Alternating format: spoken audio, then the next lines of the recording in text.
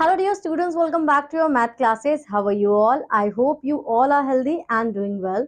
So students, I'm your mathematics educator again here with a new chapter and a new concept. Today we have chapter number 8, which is percentage. So we already learned about percentage in our previous classes as well. So percentage is basically when we deal with array yaar, what is your percentage in your exam? So this percentage is very common. So let's read about it in detail. In our day-to-day life, we often come across situations where we have to compare two things. In the previous class, we have learned about comparing two quantities using ratios. In this chapter, you shall learn another way of comparison or comparing quantities by using percentage. So, first of all, we relate and we start with ratio and proportion. So ratio, the number of a to another b is a by b. It is written as a is to b and read as a is to b. Then two numbers a and b are called terms of the ratio. It's called the antecedent, and b it's called the consequent. So ratio is used to compare two quantities with same units by division. Okay, it is a fraction that shows how many times one quantity is of the other. For example, if Ankur weighs 51 kg and Kapil weighs 68 kg, we say that the ratio of weights of Ankur to that Kapil is 51 is to 68. So what we are doing here, we are comparing the weights of Ankur to Kapil. So we can write it 51 upon 68 and we can simplify it. So the ratio of weight of Ankur and Kapil would be 3 is to 4. Okay.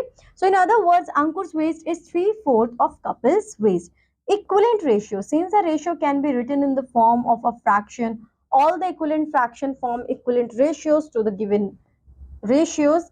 And for example, 3 is to 4, 6 to 8, 9 is to 12. So further you solve it, 6 is to 8 with the table of 2. So what you get? 3 is to 4. 9 and 12 with the help of table 3. So what we get? 3 is to 4. Are some ratios equivalent to 21 is to 28. Ratio in the simplest form. Our ratio is said to be in the simplest form if the two terms in the ratio have no common factor except one. So the ratio 2 is to 7 is in the so the ratio 2 is to 7 is in the simplest form. The ratio 60 is to 45. It's not into simplest form because 60 and 45 have more common factors by 1. But in 2 and 7 we have only one common factor, which is 1. So what we have to consider are when two ratios have only one common factor. So that is your simplest form. If we have more than one common factor, then they are not in simplest form.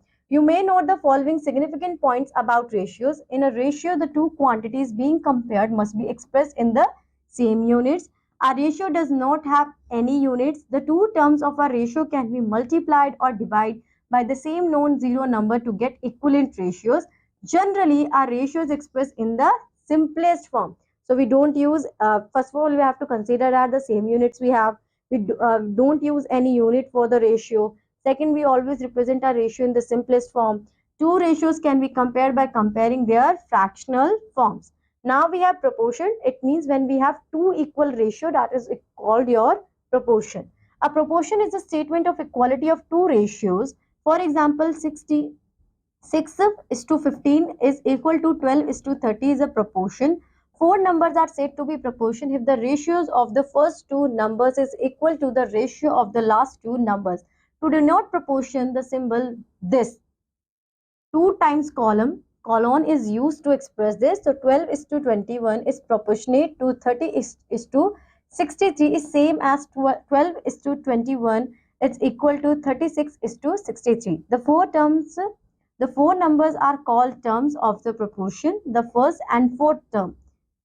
The first and fourth term, it's called as extreme, and the second and third term are called the means. In a proportion, the product of means is equal to the product of extremes.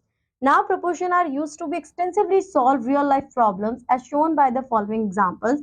The examples also display another method of solving such problems, the unitary method which you have learnt in class 6. So, find the ratio of 250 gram to 1 kg. So, first of all, we have to convert the same units for both the ratios. So 1 kg will be converted into gram. Now we have 250 is to 1000. So the ratio will be 1 is to 4. 3 to 50 paise. So 3 rupees will be converted into 300 paise, and then we have to solve. So 6 is to 1. Now divide 150 into two parts in the ratio of 2:5. So first we have to add 2x and 5x, which is equal to 7x.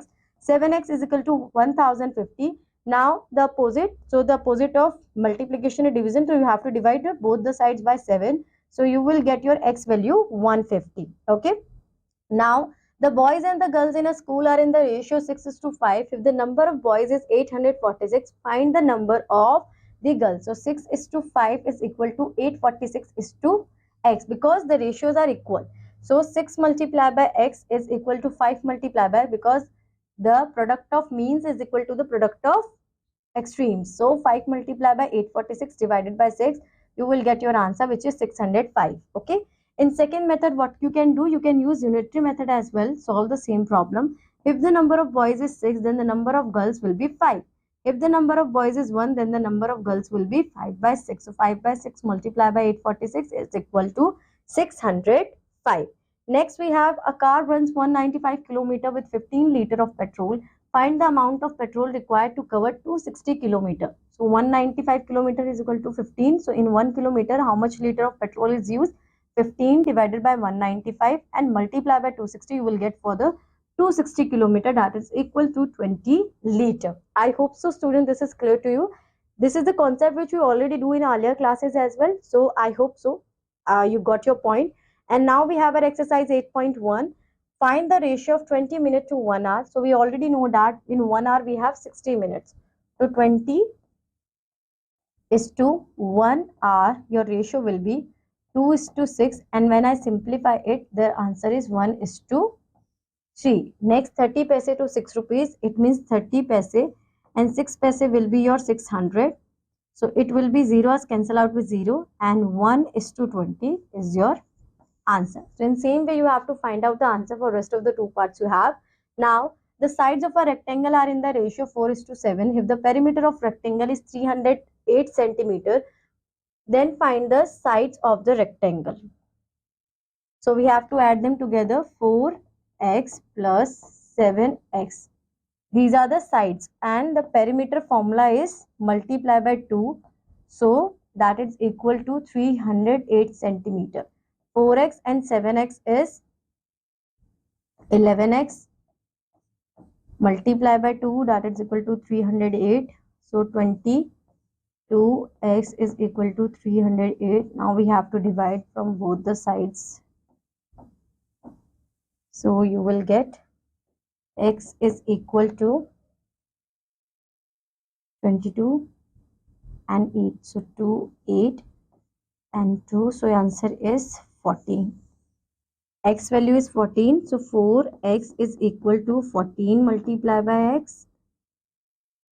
And 7x will be equal to 7 multiplied by 14. 4 4s are 16. 1 4 56 is your answer, and this 7 4s are 28. 2 7 1s are 7 9 98. So this is your length and breadth in your perimeter. Now find the value of x in each of the following. So in this case you just have to multiply your extreme and equal to the product of means. So 44 multiplied by x is equal to 110 multiplied by 4. X will be equal to 110 multiplied by 4 and divided by 44. 1 4, or you can say 440 divided by 44 is equal to 10. This is your answer. So in same way you have to find out rest of the parts we have in question number 3. Now the cost of 10 dozen pen is equal to 600. So find the cost of 24 packets where each packet contains 8 such pens. Okay, so we have to find out 24 packets and each packet contains 8 pens. So we have to multiply it with 24 by 8 to get how many pens we have. 8 4s are 32, 3, 8 2s are 16. So we have total 192 pens. Now we have a range for 1 dozen. So we have to convert it into dozen. So 12, if you consider 12, you left with 72. So 1 and 6. It means 16 dozen we have. If 10 dozen is equal to 600, So 16 dozen will be equal to how much? Cross multiply 16 multiply by 600 divided by 10. 0 cancel out with 0. 16 6 are 6 6 are 36. 3 6 1 are 6 9. 960 is the cost for the 24 packets. Okay. So students, what you have to do here, you have to solve the rest of the question in the same way as I do. I already explain you all the examples you have in your I already explain you all the examples you have in your above section. So these are the question left by me similar to your examples. So you just have to take a hint from there and then try to solve this exercise. Okay. Now we have percentage. Percentage, the word percent is derived from Latin word percentum, which means per hundred or hundred. The symbol, this symbol is used for denote percentage sign. Percentage is a way of expressing a number as a fraction of 100. So you can always keep in your mind that your percentage, it is a kind of fraction where your denominator is always equal to 100. So it could be any of your remainder, but your denominator is always your 100. So 1% is written as 1 by 100, that will be written in decimal form 0.01. The language of percent is in common use often to express how large one quantity is relative to another quantity. The first quantity usually represents part of a or change in the second quantity. So for example, a shop offers 20% discount on every purchase, which means a discount of 20 rupees for every purchase of 100. 40% of the city's population is literate, which means for every 100%, 40% are literate. So now we are going to convert our percentage into fraction and vice versa. So 1% means 1 by 100, 17% means 17 by 100, 45% means 45 by 100. You just have to keep in your mind that when you have to remove this sign, whenever you remove this sign percentage, so this will be cancel out and your denominator will be written as 100. Okay. Now to convert a fraction to percentage, the fraction is expressed with denominator 100, then the numerator gives the required percent. So 2 by 5 means 2 by 5, you just have to convert your fraction, you just have to convert your denominator into 100 and you will write your percentage. So 5 multiplied by 20, so 40 by 100 is your 40%. 3 by 7, so 7 multiplied by 100 is 300 by 7 divided by 7 is this much is your percentage. Or in short, for a given fraction a by b, you can say that a by b multiplied by 100, it's equal to your percentage. Whenever we have to convert any value into percentage, we have to multiply it with 100. Okay. So express each of the following percent as a fraction in the simplest form. So 25, if we remove this percentage sign, so we have to write denominator 100. 25 upon 100 is 1 by 4. 150 upon 100 is 3 by 2. So in same way you have to represent your fractions into your, so in same way you have to write your percentage into fraction with simplest form. Now express each of the following fraction as a percentage. So 3 by 10 multiplied by 100. So 0 is cancelled out with 0. 3 multiplied by 10 is 30%. Okay. 500 upon 11 mixed fraction. So 45 of 511 is your percentage. Now conversion of percent into decimal and vice versa. As given percent can easily be expressed as a fraction with denominator 100, the fraction can then be converted into a decimal. For example, we have 35%. So by removing this percentage sign, we have to write a denominator 100. And we already learned this ke decimal means when we have a denominator in multiple of 10. So here we have a multiple of 10. So we can easily convert it. So we have 2 zeros. So after start your counting from right hand side 1, 2 and put a point here. So 0.35 is your answer. Now 52%. So 52 upon 100, 0.52 is your answer. Now express the following decimal as percentage. So 7.4.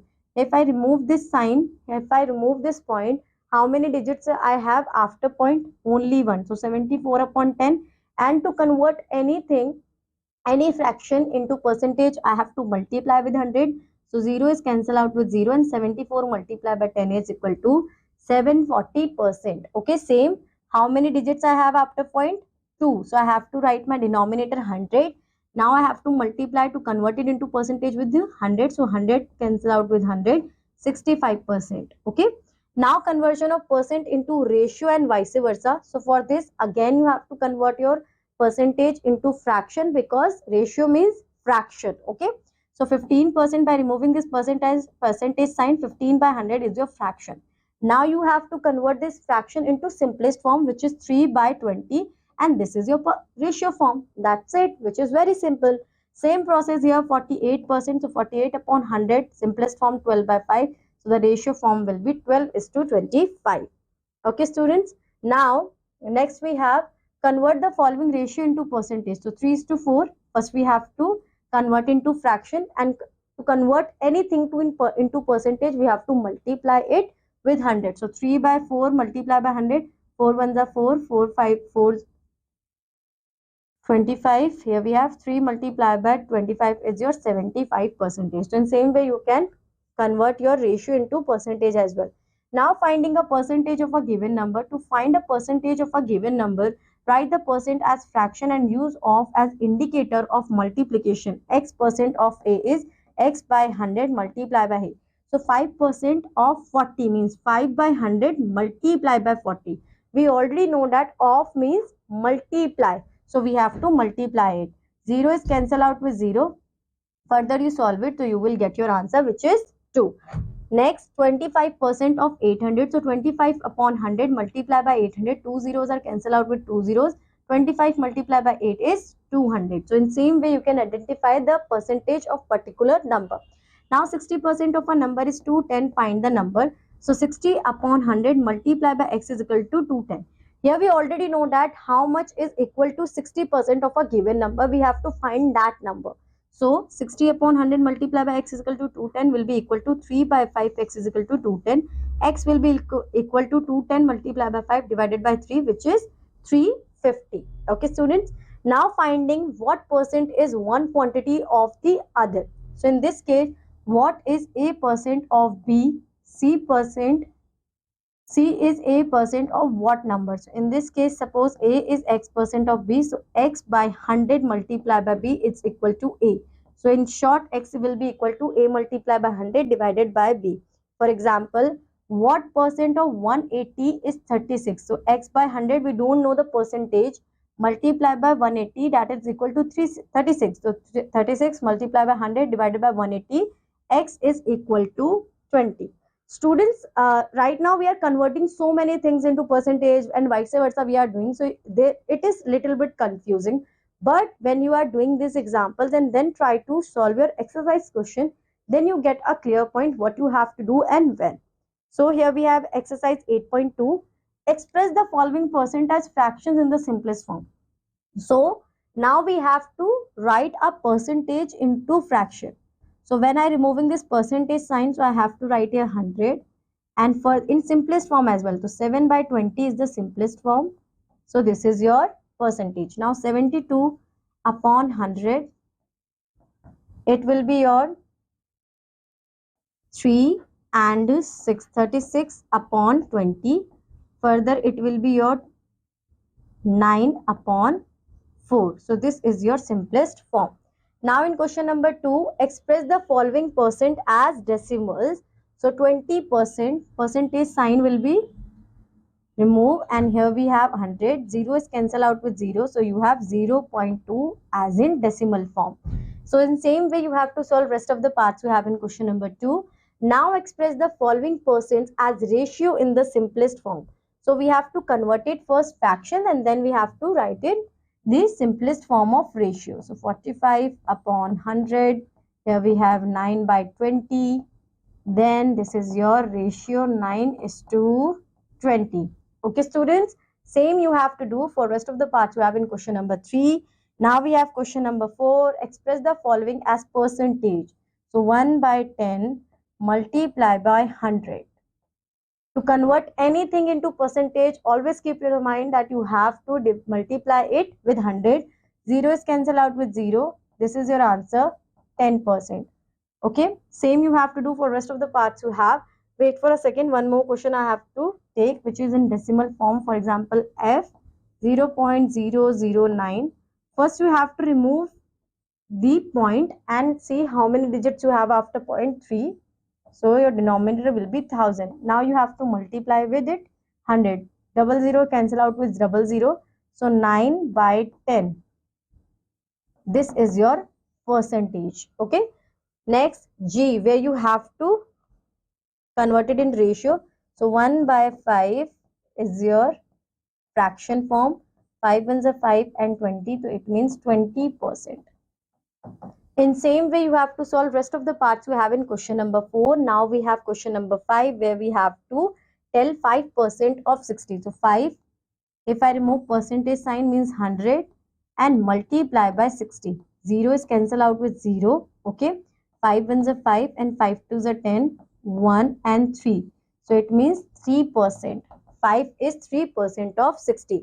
Next, 20% of 370. So 20 upon 100 multiply by 370. Same, you have to solve it and find out your answer, and same procedure you have to do for rest of the parts you have in question number 5.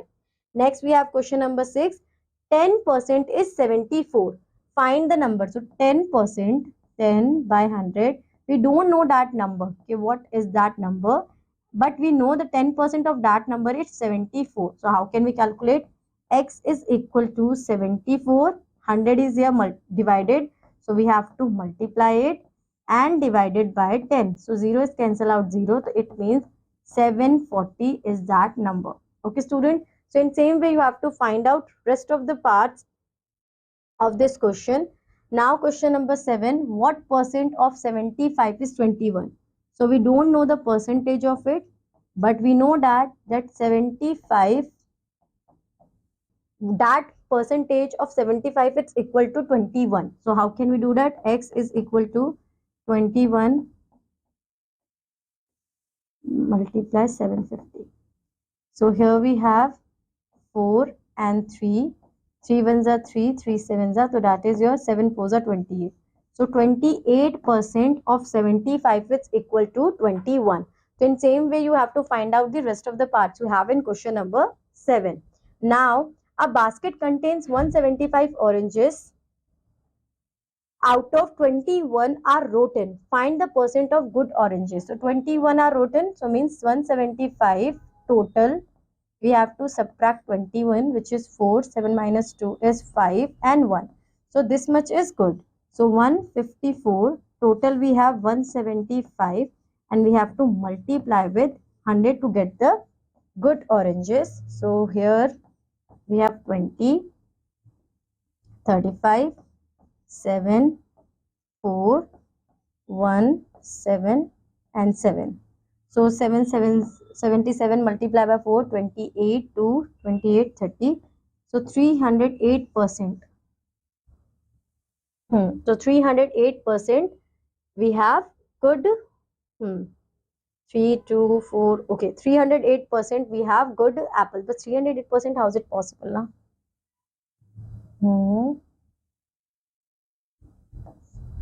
But it could not be open. A basket contains 175 oranges, out of which 21 are rotten. Find the percentage of good oranges. So 154 and total is 175. To convert it, 3 5s are 15, 25, 35. Here we have 20, 77, and here we have 5. The same procedure, 1 and 4. So this is your percentage for the good oranges you have. In same way, you have to solve rest of the questions you have in 8.2. And now we move forward to our next concept, which is increase or decrease as percentage. Very often you come across situations where you need to know the percent increase or decrease in a certain quantity. For example, to compare two discount offers, to compare performance of two students, etc. The following formula shall be applied, calculate the increase or decrease percent. So increase will be your increase, your original value, multiply by 100. We already know that whenever we have to convert any number into percentage, we have to multiply it with 100. Same for the decrease, then original price multiply by 100. So if the price of a commodity increase 100 to 105, we say that the price increased by 5% on increase percentage 5. Same, if the price of a commodity decreased 200 to 160, we say that the 20% or decrease of percentage 20. Okay. So the price of a book increased from 120 to 135. So the increasement is equal to 15. Find the percentage increase, find the increase in the price of the book. So increase 15, original price is 120, multiply by 100. So this is your percentage. Okay. So now we have profit and loss. We do our day-to-day shopping from retailers. The retailers buy the goods from wholesalers or directly from the manufacturers. Usually the retailers sell the goods at a higher rate than the rate they buy at. But in certain cases like perishable items or winding up of businesses, etc., they may sell the goods at a lower price. So cost price will be the money paid by a person to buy goods. It's called its cost price. It is written in a short as CP. For example, I purchase a bicycle which is equal to 50, which is costing me for 15,000. So the cost price is 50,000. But now I have to sell that. So this is your selling price. And that selling price is depending that it is a profit for me to selling my bicycle or it is a loss for me. So the price at which a person sells the goods, it's called the selling price. It is written in short as selling price. In case the selling price of an article is greater than the cost price, the shopkeeper makes a profit which is given. Profit is selling price minus CP. If you subtract your cost price from selling price, your profit.